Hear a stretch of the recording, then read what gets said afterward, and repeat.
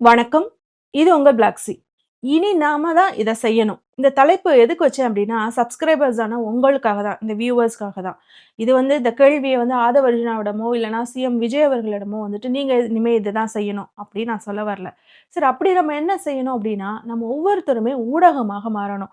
ஏன்னா, இப்போ சமூகத்துல நடந்துட்டு இருக்க குற்றங்களை மடைமாட்டுவதற்காக, தங்களுக்கு திராணி இல்ல, திறமை இல்ல, நிர்வாக திறன் இல்ல அப்படின்னு மக்கள் பேசிடக்கூடாது. அதனால புதுசு புதுசா ஒரு விஷயங்கள பேசிக்கிட்டே இருக்காங்க. அவதூறுகள பரப்பிட்டே இருக்காங்க. என்னைக்கோ நடந்த விஷயங்களெல்லாம் ஏதேதோ அன்னைக்கு ஒரு டேட்டா, இன்னைக்கு ஒரு டேட்டான்னு சொல்லி ஒளறிட்டு இருக்கிறதுக்கான காரணம் என்னன்னா, அதற்கு நம்ம எல்லாம் நீங்க அன்னைக்கு அத சொன்னீங்களே, இன்னைக்கு இத சொல்றீங்களே அப்படின்னு தொடர்ந்து நம்ம அத பத்தியே பேசிட்டு இருப்போம். அப்போ சமூகத்துல நடக்கிற குற்றங்கள நம்ம மறந்துருவோம். ரீசென்ட் டேஸா பார்த்தீங்க அப்படின்னா, பல குற்றங்கள் இந்த புதுக்கோட்டையில இந்த 2 கல்லூரி மாணவர்கள வெட்டி போட்டதா இருக்கட்டும். அந்த 2 காதலர்கள் அவங்கள கொலை செய்து தூக்கிலிட்டதா இருக்கட்டும். இந்த மாரி நெறைய விஷயங்கள் இருக்கு. அத மடைமாத்துவதற்காகவே இந்த மாரியான செயல்கள்ல ஈடுபட்டுட்டு இருக்கனால, நம்ம ஒவ்வொருத்தர்கிட்டயும் ஃபோன் இருக்கு அப்படிங்கிறனால, நம்ம ஒவ்வொருத்தருமே ஊடகமாக செயல்படணும். என்ன அப்படின்னா, குறைஞ்சபட்சம் அந்த செய்திகள் வெளியில வரும்போது, இங்க வெட்டிட்டாங்க, அங்க ஆணவ படுகொலை நடந்துருச்சு அப்படின்னு இருக்கும்போது, ஆணவ படுகொலைக்காக பேசுறதுக்கு ரஞ்சித் அவர்கள் வருவாரு அப்படின்னு நம்ம காத்துட்டு இருக்க முடியாது. இப்ப யாருமே நம்மளுக்காக வர்றதுக்கு இல்ல. அவங்களுடைய வேலை என்ன அப்படின்னா, திமுகவ கூப்பில் உட்கார வைக்கிறது. அத அவங்க செஞ்சுட்டாங்க. அதனால நிம்மதி பெருமூச்சுல எல்லாருமே ரெஸ்ட் எடுத்துட்டு இருக்காங்க.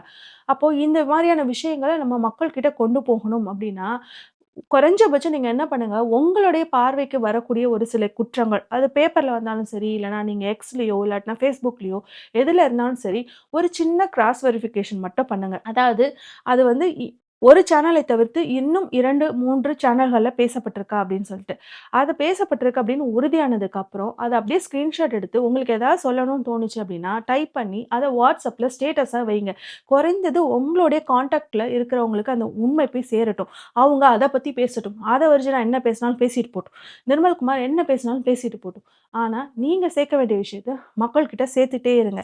இல்ல நம்ம இன்ஸ்டால இருக்கோம். வீடியோஸாவே இதுக்கு எக்ஸ்ப்ளைன் பண்ணி யாராவது போட்டிருக்காங்க அப்படின்னா, அத அப்படியே ஒரு அமைதியான இடத்துக்கு போயிட்டு ஸ்க்ரீன் ரெக்கார்டிங் பண்ணி, அதுல இருக்கிற மத்த கன்டென்ட்ட பத்தி சைட்ல இருக்க கமெண்ட்ஸ் அத எத பத்தியும் நீங்க கவலைப்படாதீங்க. நம்மளுக்கு வேண்டியது அவங்க பேசுற அந்த நரேட்டிவ், அந்த எக்ஸ்ப்ளனேஷன் அத அப்படியே ஸ்க்ரீன் ரெக்கார்ட் பண்ணிட்டு, அத வாட்ஸ்அப் ஸ்டேட்டஸா வைங்க. இத நீங்க முடிஞ்ச அளவுக்கு செய்யுங்க. ஏன்னா நெறைய பேர் இன்ஸ்டால இருக்க மாட்டாங்க. நெறைய பேர் எக்ஸ்ல இருக்க மாட்டாங்க. நான் இல்ல. Facebookல நெறைய பேர் இருக்க மாட்டாங்க. நான் இருக்கிறேன். இந்த மாரி ஏதோ ஒரு தளத்துல நம்ம இயங்கிட்டே இருக்கோம்ல. அங்க நீங்க பார்க்குற விஷயங்கள நீங்க ஷேர் பண்ற மூலம், மத்தவங்களுக்கு அதாவது வீட்ல இருக்கவங்க, இல்லன்னா கிராமத்துல இருக்கிறவங்க, இப்படி அவங்களுக்கு இந்த மாரியான விஷயங்கள் போக போக தான் அவங்க இத பத்தி பேச ஆரம்பிப்பாங்க. அப்போ நம்ம இந்த மாரியான விஷயங்கள ஆக்டிவா வச்சிருக்க முடியும். ஓகே நம்ம என்னதான் மடமாத்துனாலும் மக்கள் தெளிவா இருக்காங்க. இந்த மாரியான சமூகத்துல நடக்கிற குற்றங்கள பேசுறாங்க. அப்படின்னு அவங்களுக்கு பயம் அத மடமாத்தாம அதற்கான ஆக்ஷன் எடுத்து தண்டனை குடுக்கணும். அப்ப இந்த குற்றங்கள் குறையணும். அப்படின்னு அவங்களுடைய நிர்வாக திறன அதிகரிக்கிறதுக்கு உதவும். நம்மளும் சேஃபரா வாழ முடியும் அப்படிங்கிறதுனால இத ஒரு கோரிக்கையா வச்சுட்டு இந்த வீடியோ நான் தொடங்குறேன். 54 நாட்களுக்குள்ள பெண்களுக்கும், குழந்தைகளுக்கும் எதிரான குற்றங்கள், வன்முறைகள் அப்படி நடந்துகிட்டே இருக்குது.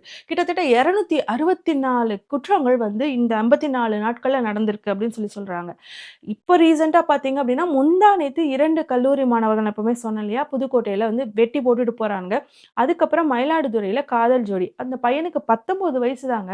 அந்த பெண்ணுக்கு 18 வயசு தான். அவங்கள கொலை செய்து தூக்குல தொங்க விட்டுருக்காங்க அந்த ஊருடைய முச்சந்தில. இதெல்லாம் நடந்துகிட்டு இருக்கே, விஜய் அவர்கள் என்ன செஞ்சுட்டு இருக்காரு? சட்டம் ஒழுங்கு இல்லையா? அவருக்கு திராணி இல்லையா? நிர்வாக திறன் இல்லையா? அப்படிங்கிற கேள்விகள் வந்துரும். கிட்டத்தட்ட பார்த்தீங்க அப்படின்னா, 54 நாட்களுக்குள்ள 5 ஆணவ படுகொலை நடந்திருக்கு. இதெல்லாம் திமுக ஆட்சியில நடந்திருந்தா, இந்நேரம் எத்தன பேனாக்கள் எழுத ஆரம்பிச்சிருக்கும். ரஞ்சித் அண்ணாலாம் என்ன பண்ணிட்டு இருக்காருன்னே தெரியல. என்னன்னா எல்லாருமே ஆஹா! ஓகே. திமுகவ கூப்புக்கு அனுப்பிட்டோம். இனிமே நம்ம நிம்மதி பெருமூச்சு எடுத்து ரெஸ்ட் எடுக்கலாம் அப்படின்னு எல்லாருமே ரெஸ்ட்ல இருக்காங்க போல. யாருமே பேசுறதில்ல. இல்ல இந்த ஆணவ படுகொலைன்னு வந்துச்சுன்னா, நாம ரஞ்சித் அண்ணா தான் தேடணும்னு இல்ல. யார் வேணா கேட்கலாம். ஆனா ரஞ்சித் அண்ணா அப்படியே சாட்ட எடுத்து சொழட்டுன்னு சொழட்டுவாரு இல்லையா? கடந்த 5 வருஷமா. அதனால தான் அவர தேட வேண்டியிருக்கு. வேற ஒண்ணும் இல்ல. அதே மாரி எங்க அக்கா ஷாலின் மரியா அவர்கள் எழுதி தீர்த்துருவாங்க. அவங்களுடைய பேனால அதுல நீல இங்க் இல்லனாலும் பரவாயில்லன்னு சொல்லிட்டு காவி இங்க்லாம் வாங்கி ஊத்தி எழுதி எழுதி தீர்த்துருவாங்க. எல்லாருமே ரெஸ்ட் மோட்ல இருக்காங்க. சைலன்ட் மோட்ல இருக்காங்க. யாருமே பேசுறதில்ல. இத பேசுறவங்களையும் பேச விடாம செய்றதுக்கு தான் இவங்கலாம் போயிட்டு மேடைகள்ல ஏறி இந்த பழிய தூக்கி அ திமுக மேல மறுபடியும் போட்டுட்டு இருக்காங்க. அதுவும் இந்த கேஸ் வந்து சிபிஐ கிட்ட இருக்கு. சிபிஐ கிட்ட கொண்டு போணும்னு சொன்னது யாரு? தவைக்கானர் விஜய் அவர்கள். இப்பவும் சிஎம் ஸ்டாலின் அவர்கள் தான் செஞ்சாராமா. இதுல என்ன கூத்து அப்டின்னா, இதுவரைக்கும் பார்த்தீங்கன்னா, செந்தில் பாலாஜி மேல அந்த பழிய தூக்கி போட்டுட்டு இருந்தாங்க. அந்த ரூ. 10 பாட்டு பாட ஆரம்பிச்சதுக்கு அப்புறம் தான் வந்து அந்த பாட்ட பாட ஆரம்பிச்சதுக்கு அப்புறம் தான் செந்தில் பாலாஜி அவர்களோட டீம் வந்து கோவமாயி செருப்ப தூக்கி போட்டாங்க, அது பண்ணாங்க, இது பண்ணாங்கன்னு பழிய தூக்கி போட்டுட்டு இருந்தாங்க. இப்ப என்னடான்னா, ஆதவர்ஜுனா சொல்றாரு, அதாவது உதயநிதிக்காக எனக்கு தெரியல. உதயநிதிக்கு என்ன அங்க போயிட்டு ஸ்டாலின் அவர்கள் 40 பேர கொன்னுட்டாருன்னா, உதயநிதிக்கு என்ன ஆயிடும்? எனக்கு புரியவே இல்ல. உதயநிதிக்காக வந்து சிஎம் ஸ்டாலின் மன்னிச்சிடுங்க. உதயநிதிக்காக ஸ்டாலின் அவர்கள் வந்து இந்த மாரி போலீஸ ஏவி விட்டு இந்த கலவரத்த உண்டு பண்ணார்ன்னு கூச்ச நாச்சமே இல்லாம சொல்றாங்க. வந்து ரொம்ப முக்கியமான ஒரு கணக்கு வழக்கு இருக்கு. அந்த கணக்கு வழக்க முடிக்காம விட மாட்டோம். முடிக்காம விட மாட்டோம். இதே மண்டபத்தில் சொன்னோம். எங்க தலைவரை கை வச்சீங்கல்ல கரூர்ல, எங்க மக்களை கை வச்சீங்கல்ல ஸ்டாலின் அவர்களே, திரு உதயநிதி அவருடைய வாழ்க்கைக்காக எங்களுடைய மக்களை காவல்துறை மூலமா கொன்று கூச்சிங்களா, அதற்கான பதில் ஒரு நேரத்தில் நடக்கும். நீங்க தோத்த பிறகு கண்ணீர் விட்டீங்களே, அந்த கண்ணீர் கரூர் மக்களுடைய கண்ணீர். இது பல முறை பல பேர் பேசிட்டாங்க. அதாவது புஷ்யானந்த் வந்து கரூருக்கு விஜய் அவர்கள் 12 மணிக்கு வருவாருன்னு ட்வீட் போடுறாரு, பேட்டி கொடுக்குறாரு. பிரஸ்ல இருக்கு அவரோட பேட்டி. அப்போ காலையில நாமக்கலுக்கு 8 மணிக்கு வர வேண்டிய விஜய் அவர்கள் 8:30க்கு தான் வந்து சென்னையிலேருந்தே கிளம்புறாரு. அதனால ஒன்னொன்னா டிலே ஆகி 12 மணிக்கு வர வேண்டியவர் 7:30க்கு தான் போறாரு. ஆனா 12 மணிக்கு அவர் வந்துருவாரு. நம்ம 1 மணிக்கு வீட்டுக்கு போய் சாப்பிடலாம் அப்படின்னு சொல்லி நினைச்சிட்டு இங்க வந்த கூட்டம் வர வர வர வெளியில போக முடியாம, சாப்பிடாம, தண்ணி இல்லாம, அது சிறுநீர் கழிக்க முடியாமல் இந்த மாதிரி நிறைய பிரச்சனைலாம் அந்த கூட்டத்துக்குள்ள நெருங்கி அடைஞ்சு போய் இருந்தது தான் வந்து காரணமாக சொல்லப்படுது. சரி, ஓகே, சிபிஐ வந்து அதை விசாரிச்சு கொண்டு வந்து கொடுக்கட்டும், அது வேற விஷயம். ஆனா இவங்க யார் மேல இப்ப பழைய தூக்கி போடுறாங்க அப்படின்னா, போலீஸ்காரங்க வந்து சரியா வந்து எங்களை இது பண்ணல, அவங்கள ஏவி விட்டு தான் இது மாதிரி நடந்துருச்சு இப்படின்னு போலீஸ் துறை மீது வந்து ஒரு பெரிய குற்றச்சாட்டை சாட்டுகிறார். ஆக்சுவலா பாத்தீங்கன்னா அந்த ஃபுல் வீடியோஸ் வந்து இருந்துச்சு, நிறைய பேர் டவுன்லோடே பண்ணி வச்சிருக்காங்க. அதாவது ஆம்புலன்ஸ் எல்லாமே உள்ள வர வர ஆரம்பிக்க எல்லாரும் மயங்கி விழும்போது கூட சிரிச்சுக்கிட்டே தான் விஜய் வந்து என்ன நம்ம கொடியெல்லாம் கட்டியிருக்கு அப்படின்னு தான் அவருக்கு அந்த சீரியஸ்னஸே தெரியாம தான் இருக்கிறாரு. அதுக்கப்புறம் பாத்தீங்க அப்படின்னா போலீஸ் துறையும் வந்து உள்ள வந்து இந்த கூட்டத்தை கண்ட்ரோல் பண்ண ட்ரை பண்றாங்க. அவங்களும் மனுஷங்க தான். அவங்க என்ன காத்து சைஸ்லயா இருக்காங்க? இல்ல அவங்க காத்தா? இல்ல அவங்களுக்கு என்ன சூப்பர் பவர் இருக்கா? மேல கூடி வந்து அப்படி தூக்கிட்டு போயிருவாங்களா? அவங்களும் அந்த கூட்டத்துக்குள்ள வரணும்ல, வர முடியணும்ல. அங்கதான் வந்து மூச்சு விடுறதுக்கு இடம் இல்லாம தானே இருக்குது. அவ்வளோ கூட்டத்துல அவங்க எப்படி வந்து வந்துட முடியும்? எப்படி நீங்க வந்து போலீஸ் துறை மீது இந்த பழியை தூக்கி போடுறீங்கன்னே புரியல. சரி, நீங்க ரெஸ்பான்சிபிலிட்டிஸும் அக்கௌண்டபிலிட்டியும் எடுக்க மாட்டேங்கிறீங்க, அது ஓகே. ஆனா 2 விதமான ஒரு பொய் சொல்றீங்க பாருங்க. முதல்ல வந்து செந்தில் பாலாஜி அவர்கள் மேலதான் காரணம்னு சொன்னீங்க. ஆனா இப்ப எதுக்கு வந்து உதயநிதி மேலையும் உதயநிதிக்காக வந்து ஸ்டாலின் அவர்கள் செஞ்சாருன்னு சொல்றீங்க? உங்களோட பொய்யிலேயே ஒரு கண்டினியூட்டி இல்லையே. இப்ப இங்க கேட்க வேண்டிய கேள்வி என்ன அப்படின்னா, அப்போ ஒரு முதலமைச்சரால் போலீஸை வந்து கண்ட்ரோல் பண்ணி இந்த மாதிரியான அராஜகங்களை கட்டவிழ்த்து விட முடியும் அப்படின்னு நம்புனீங்கன்னா, அதுலயும் ஸ்டாலின் அவர்கள் வந்து இந்த மரணத்துல விஜய் அவர்கள் மேல எந்த ஆக்ஷனுமே எடுக்கல. ஆல்சோ அவர் என்ன சொல்லியிருந்தார் அப்படின்னா, அவர் வந்து பேசாதீங்க, எந்த தலைவராவது தன்னுடைய மக்கள் இறந்து போகணும்னு நினைப்பாங்களா? இது ஆக்சிடென்ட், ஸோ அவரை குறை சொல்லாதீங்க அப்படின்னு சொன்னார். எனக்கு இந்த இடத்துல பெரியாரே ஞாபகத்துக்கு வந்துட்டு போனார். அதாவது காந்தி அவர்களை கோட்சே கொன்னதுப்போ பார்ப்பனர் சமூகத்தை சார்ந்தவர் வந்து காந்தியை கொன்னுட்டாரு அப்படின்னு சொல்லிட்டு ஊர்ல இருக்கிறவங்க எல்லாம் வந்து கொந்தளிச்சு பார்ப்பனர் சமூகத்தினர் மேல அவங்களை ஏதாவது பண்ணிடணும் அப்படின்னு சொல்லிட்டு கிளம்பும் போது உடனே பெரியார் வந்து ரேடியோல போயிட்டு ஒரு பேச்சு கொடுக்குறாரு. ஒருத்தர் வந்து பார்ப்பன சமூகத்தை சார்ந்தவர் கோட்சே வந்து இப்படி செஞ்சுட்டார் அப்படிங்கிறதுக்காக நம்மளுடைய ஒட்டுமொத்த கோவத்தையும் வந்து பிராமணர்கள் மீது திருப்பக்கூடாது, யாரும் அப்படி செய்யாதீங்க, அமைதியா இருங்க அப்படின்னு சொன்னாரு. அதே மாதிரிதான் ஸ்டாலின் அவர்கள் வந்து இந்த இடத்துல என்ன சொல்றாரு அப்படின்னா, ஒரு தலைவர் வந்து அப்படி நினைப்பாரா? அதனால நீங்க வந்து கோவத்தெல்லாம் ஒட்டுமொத்தமாக விஜய் அவர்கள் மீது திருப்பாதீங்க அப்படின்னு அந்த கோவத்தை சாந்தப்படுத்தினதே ஸ்டாலின் அவர்கள் தான். அவர் மேல வந்து இவங்க இப்படி ஒரு பழியை தூக்கி போடுறாங்க. பழியை தூக்கி போட்டது மட்டும் இல்லாம இவங்களுக்கு ஒரு கடன் இருக்கான், கடமை இருக்கான், அதற்காக தான் இப்ப போறாங்களாம். ஏன் இந்த கடமை உங்களுக்கு இத்தனை நாளா இல்ல, இப்பதான் வந்திருக்கு. எலெக்ஷன் அங்க இடைத்தேர்தல் வருது, அதுக்காக நீங்க பிரச்சாரத்துக்கு போக வேண்டி இருக்குது. அதனால இப்போ வந்து உங்களுக்கு அக்கறை எல்லாமே வந்துருச்சு. இப்ப நடந்துட்டு இருக்க எல்லா குற்றங்களையும் மடைமாத்துறதுக்கு வர இந்த பழியை தூக்கி ஸ்டாலின் அவர்கள் மேலேயும் திமுக மீதும் போட்டுட்டோம் அப்படின்னா இந்த கரூர்ல வந்து நம்ம ஜெயிச்சிடலாம். ஏன்னா அங்க வந்து விஜய் அவர்கள் வேண்டான்னு ஓட்டளிக்கப்பட்டிருக்கு. அங்க தாவேகா வந்து ஜெயிக்கல. அப்போ திமுகவும் அங்க ஜெயிக்கல. அதிமுக தான் ஜெயிச்சிருக்கு. இப்ப அதிமுக போய் வந்து தாவேகாவுடன் சேர்ந்துட்டாங்க அப்படின்னா, அப்ப திமுகவுக்கு வந்து ஓட்டு விழுகிறதுக்கு அதிக சான்சஸ் இருக்கு. அதனால இத ஒண்ணு பேசிட்டோம் அப்படின்னா, ஒரு கல்லுல 2 மாங்கா. அதாவது தேர்தலையும் ஜெயிச்சிரலாம்.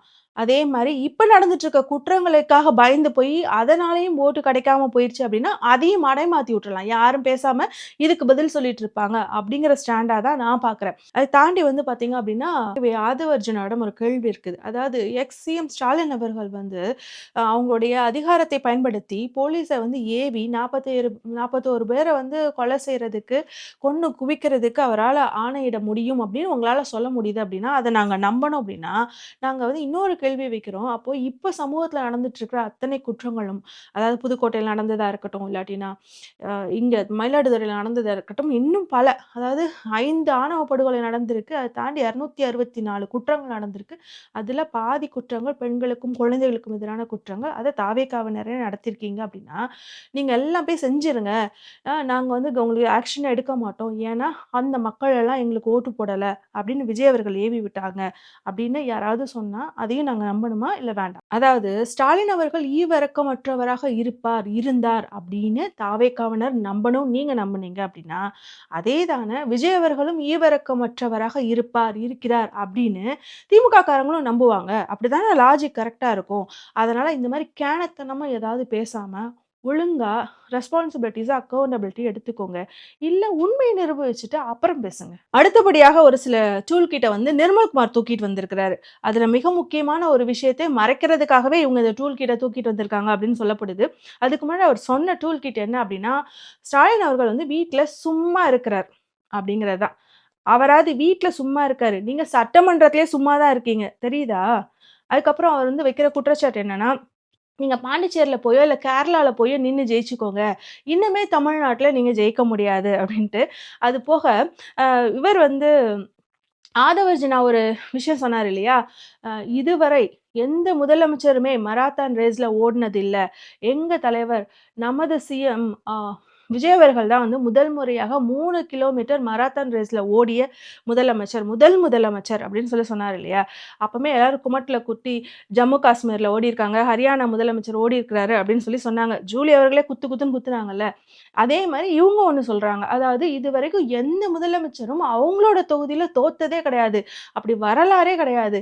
அப்படி தோத்துட்டாரு. அதனால பாண்டிச்சேரிக்கும், கேரளாலயும் போய் அவங்க வந்து நிக்கட்டும் அப்படின்னு சொல்றாங்க. அப்படிதானா? மக்களோட தீர்ப்பை ஏற்றுக்கிட்டாங்க. அதையும் பொறுத்து கொள்ள முடியாமல் வீட்டில் சும்மா உட்கார்ந்துட்டு எந்த வேலையும் செய்யாமல் இன்னைக்கு உங்களுடைய மகன் வந்து அரசியலில் எதுவுமே தேர மாட்டான்னு தெரிஞ்சுக்கிட்டு இப்படியாவது குறுக்கு புத்தியில் நீங்கள் வந்து இன்னைக்கு யாரையாவது விலை கொடுத்து வாங்க முடியும்னு நினச்சிங்கன்னா அது நடக்காது. நீங்கள் வந்து உங்களுடைய மகன் 5 வருஷம் நீங்கள் ட்ரெயின் பண்ணி பார்த்தீங்க, எதுவுமே நடக்கல. அவர் ஒரு அரசியல்வாதியாக கூட நீங்கள் பொது வழியில் வர முடியல. இன்னைக்கு எங்கே இருக்காது தெரியுமா? துபாய் போய் 1 வாரம் ஆச்சு. அப்படி ஒரு நபரை வச்சு நீங்க எப்படி அரசியல் பண்ணுவீங்க? நீங்க அதெல்லாம் மகனை முதல்ல ட்ரைனிங் பண்ற வேலையை பாருங்க. இல்ல இவர் வந்து இந்த அதிமுக கட்சியில இருந்து தான் வந்தாரு இந்த நிர்மல்குமார். அதுக்கு முன்னாடி ஆர்எஸ்எஸ்ல இருந்தாரு. ஆர்எஸ்எஸ்ல இருந்து பிஜேபிக்கு போனாரு. அது 2ம் கிளை தான். அதுக்கப்புறம் பிஜேபிலேருந்து அதிமுகக்கு போனாரு.